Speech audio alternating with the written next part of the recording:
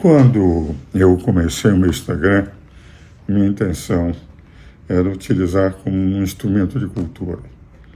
Falar de literatura, de filosofia, de história, de economia a nível de teorias econômicas, de direito em nível de teorias de direito, e, enfim, ser um programa de natureza cultural.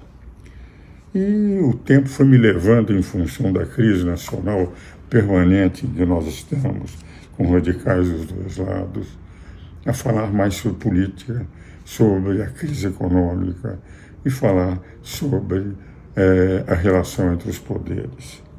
Isso, evidentemente, tem feito com que os meus programas de Instagram, que eu gravo 5 minutos por dia, no máximo 10 minutos, a minha equipe depois é que coloca, tem conversado quase sempre sobre o mesmo tema.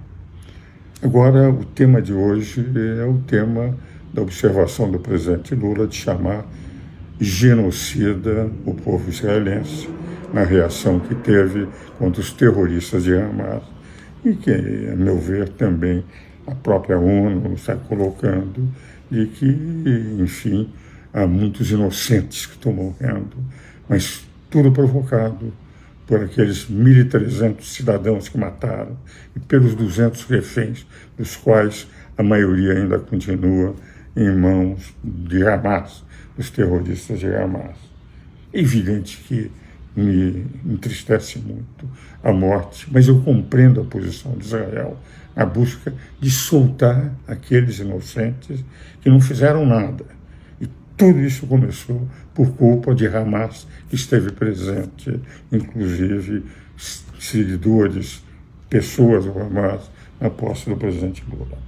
Mas ele teve ao lado do desfile das armas que Putin utiliza para assassinar, para massacrar, genocida que é o povo de Ucrânia, os ucranianos, numa guerra de conquista que não poderia fazer, porque por tratado da ONU não é mais permitida a guerra de conquista.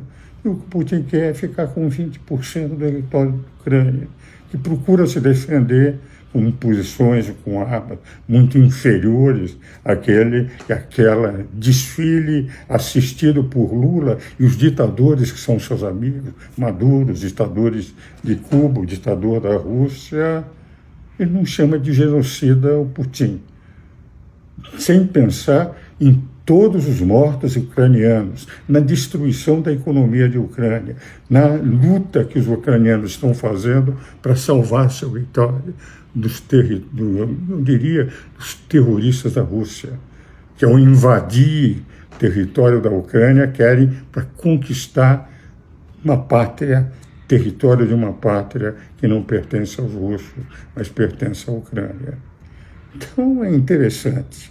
Quando é israelense, é genocida.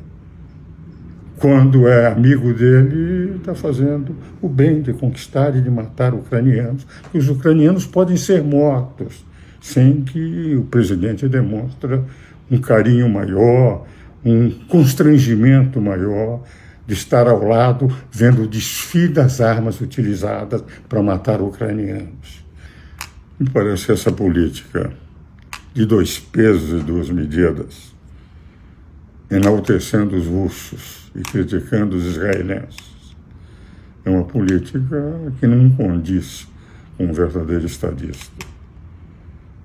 Tudo que se espera na política externa do Brasil, que sempre foi uma política de paz, de não prestigiar ditaduras, e o Itamaraty, desde Rio Branco, sempre foi respeitado no mundo inteiro. Inclusive na própria criação da ONU, a figura de Oswaldo Aranha teve um destaque extraordinário na composição, inclusive na criação do Estado de Israel. Esta postura é que, a meu ver, é uma postura que empequenece o Brasil. O Brasil deveria aproveitar esse momento de turbulência para realmente gerar a paz, mas não fazer preferências, não opções, de acordo com as preferências pessoais, não do povo brasileiro, mas de um homem só, que é o presidente da República.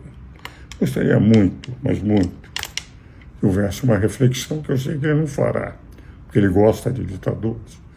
É tanto que o próprio Maduro, que ele fez críticas leves para a fraude monumental que fez na eleição, ele teve presente a posse de Maduro, mandando um embaixador brasileiro à posse de um fraudador de eleições, que perdeu a eleição, mas pela força se manteve como presidente da República.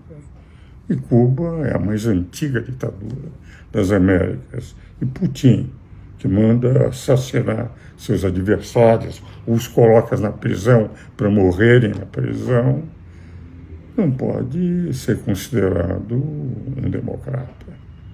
Então, falar em democracia, quando seus amigos ditadores são prestigiados pela sua presença, parece que efetivamente nunca foi a política do Itamaraty, a política externa do Brasil.